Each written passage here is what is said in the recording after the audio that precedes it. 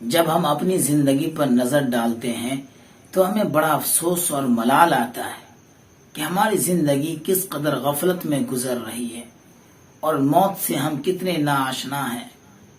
ایسا لگتا ہے کہ ہمیں پوری زندگی اس دنیا کے اندر ہی گزارنی ہے۔ ہماری زندگی میں اللہ کے نبی کا طریقہ نہیں ہے۔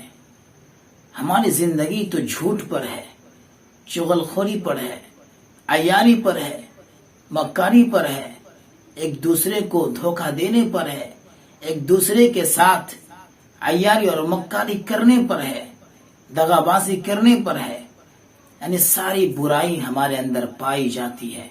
ہمیں کبھی شوق بھی نہیں ہوتا کہ ہم اپنے رب کو منا لیں، اپنے رب کے سامنے گڑ گڑا لیں، اپنے رب سے معافی مانگ لیں۔ میرے بھائی، یہ ہمارے اور آپ کے سامنے جو مہینہ چل رہا ہے یہ شعبان کا مہینہ ہے۔ ہمیں یہ بتلانا ہے کہ شعبان کا مہینہ مسلمانوں کے لیے کتنی اہمیت کا حامل ہے۔ ہمارے اور آپ کے آقا صلی اللہ علیہ وسلم اس مہینے میں کیا کرتے تھے؟ جب یہ مہینہ آتا تو ہمارے نبی صلی اللہ علیہ وسلم ایک دعا فرمایا کرتے تھے اللہ سے، اللہم بارک لنا فی رجب و شعبان وبلغنا رمضان۔ اے میرے اللہ، ہماری عمر اتنی کر دیجئے کہ ہم رمضان میں پہنچ جائیں۔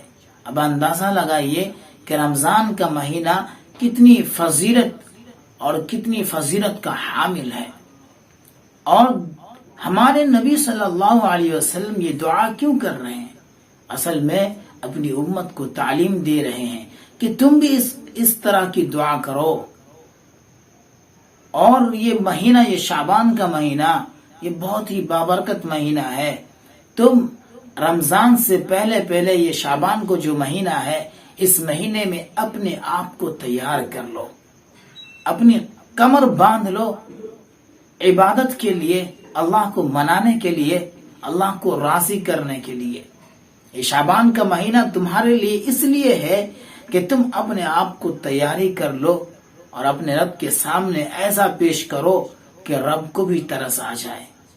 جھوٹ چھوڑ دو، عیاری چھوڑ دو، مکاری چھوڑ دو، دغے بازی چھوڑ دو، بھائیوں سے نفرت کرنا چھوڑ دو، والدین سے نفرت کرنا چھوڑ دو، بھائیوں اور بہنوں سے محبت کرنا سیکھ لو۔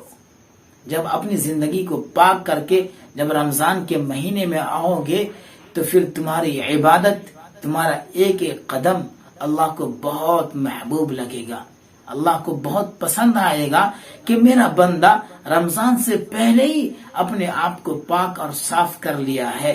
فرشتوں سے کہے گا کہ دیکھو میرے بندے کو کہ ان رمضان کی تیاری تو انہوں نے پہلے ہی کر لی ہے اور اپنے آپ کو صاف ستھرا کر لیا ہے اور میرے سامنے پیش ہوا ہے، تم گواہ رہو، میں نے ان کی مغفرت کر دی۔